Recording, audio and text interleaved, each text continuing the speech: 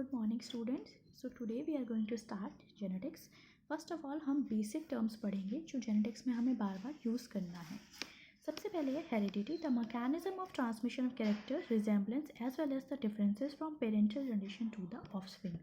So mechanism of transmission of characters की transmit होने का जो mechanism है, साथ के साथ हमारे resemblance और हमारे differences पेरेंट्स से, ठीक है. हम सबको पता है हम पेरेंट्स से सिमिलर भी दिखते हैं लेकिन हमारी पेरेंट्स से डिफरेंसेस भी हैं ड्यू टू सेक्सुअल रिप्रोडक्शन, ठीक है. तो इस पूरे मैकेनिज्म को हम हेरिडिटी बोलते हैं. Next genetics. Genetics is basically the study of heredity plus variations plus environmental factors.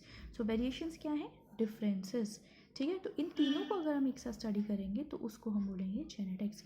सो जो टर्म था जेनेटिक्स वो सबसे पहले सजेस्ट किया था विलियम बेटसन ने. नाउ जेनेटिक्स को हम बेसिकली बेटा 3 में डिवाइड करके पढ़ सकते हैं. First of all is classical genetics. So classical genetics जो कि आपका चैप्टर 5 में है, ठीक है. क्लासिकल जेनेटिक्स में we will study about Mendel, उनके law, sex determination and linkage के बारे में. Next one is molecular genetics जो कि चैप्टर 6 है आपका, जिसमें हम DNA structure, replication, transcription, translation, basically हम जेनेटिक्स को मॉलिकुलर लेवल पे पढ़ते हैं. And the third one is evolutionary genetics जो कि आपका चैप्टर 7 है, जिसमें हम मैकेनिज्म ऑफ एवोल्यूशन को पढ़ते हैं. नाउ जीन बहुत बार सुना होगा, तो what is gene? Gene is a unit of heredity. ये बहुत इंपॉर्टेंट लाइन है. It is unit of heredity, यानी कि एक ऐसी यूनिट हेरिडिटी की जिससे कोई ट्रेट बन सके. ट्रेट मतलब कोई कैरेक्टर, कोई ऐसी चीज़ जिसे मैं देख के समझ सकूं कि हाँ ये एक ट्रेट है. जैसे किसी के कर्ली बाल हैं, किसी के स्ट्रेट बाल हैं, ये ट्रेट है. कोई टॉल है, कोई शॉर्ट है, ये ट्रेट है, ठीक है.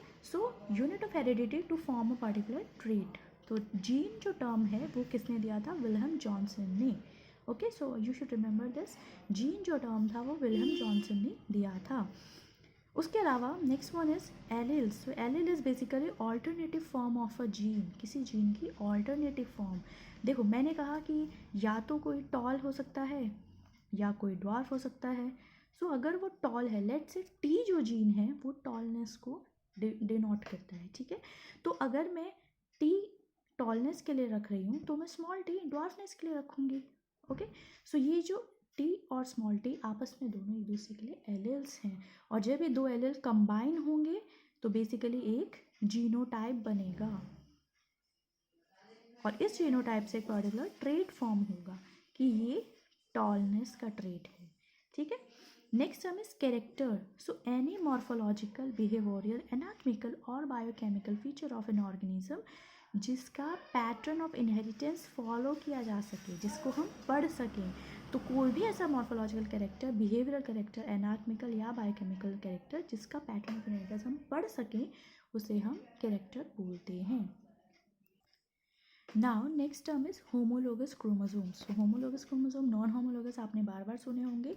सो chromosome which carry same set of gene in exactly same order but allele में भी सेम और डिफरेंट. यानी ऐसे क्रोमोसोम जिनका जीन का सेट बिल्कुल सेम हो, एग्जैक्टली सेम हो, लेकिन एलील कोई भी हो सकता है, ठीक है.